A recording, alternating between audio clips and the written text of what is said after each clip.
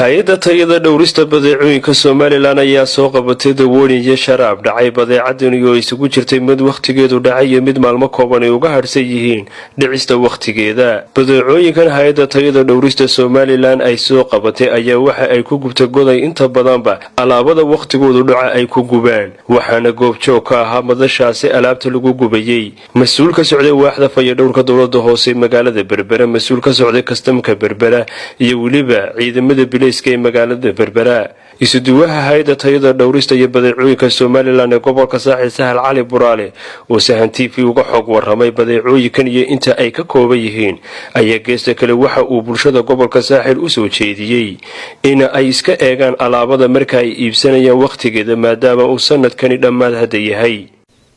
maanta waxaan ku jirnaa howlgal shaqo halka waxaan ku gubaynaa sharaab iyo dawooyin dhacay. waana markii koowaad aan intaan meesha joogay aan arkay wax dhacay oo la keenay tikada.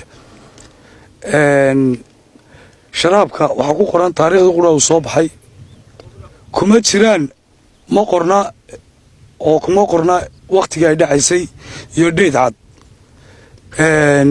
dabadeedna kadib markaan xiriir shirkadii samaysay iyo waraaqii dib u raacnay shahaadooyinkii waxaanu ogaanay gabigiisa inuu leefkiisu yahay 6 bilood oo kaliya muddo hore u dhacay.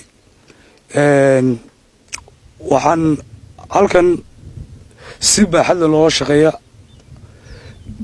dowladda hoose aan wada shaqeyn buuxda leenahay. waxa customka khusuusan oo si maxaan loo shaqeeyo qaybta barxadda ciidanka tulbataariyada oo iyaduna gacan buuxda naga siiya wixii wada shaqeyna.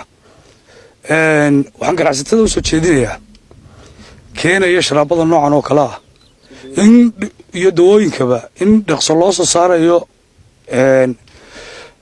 la soo saarayo dekreeto lagu cadaynayo la leeyahay keenay shahaadooyinkeedu wixii aan document lahayna aan loo golayn inta uu noo dhismayo shaybaarku oo muddo bilaa gudahooda inoogu dhismi doono isaguna insha Allah taala waynu kaga bixi doono wixii dawadaas waxaas waa waxun iyo wax dhacay baa la keenaa iyo waxaan wanaagsaneyn baa la keenaa iyo qaar shaambada ku soo dhufsada haday doonaan oo dheedka ka soo bedesha taasoo kaga baxayno shaybaarka.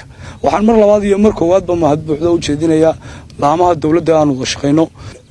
waxaan halkan iyadana tacsi wadareed uga direynaa haddii aanu nahay quality controlka Muxudiin Maxamed Yuusuf oo ka mid ah maamulkayaga oo hooyadii habeen hore ku geeriyootay Hargeysa iyadana Ilaahay jannatul firdaws aanu weydiinaynaa.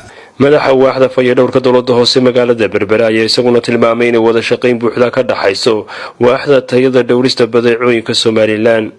sharaab sidoo kale dawooyin expertida ay soo qabtay hay'adda quality controlka ee qaranka. aad waxaan kaga mahadnaqayaa dhammaan shaqaaleynaha hay'adda quality controlka oo shaqadoodii ku gudanayay waajibaadkooda barxadda dekada amba ka soo qabtay dekada qaybta quality controlka check sameeyay. sida awgeed anagoo qaybta fayadhowrka dowladda hoosena xiriir fiican la soo sameeyay sidoo kale alaabtii oo complete oo dhameystiran aan check gareynay isla markaana halkan aan ku gubayno aanu eegnay mudadeeda.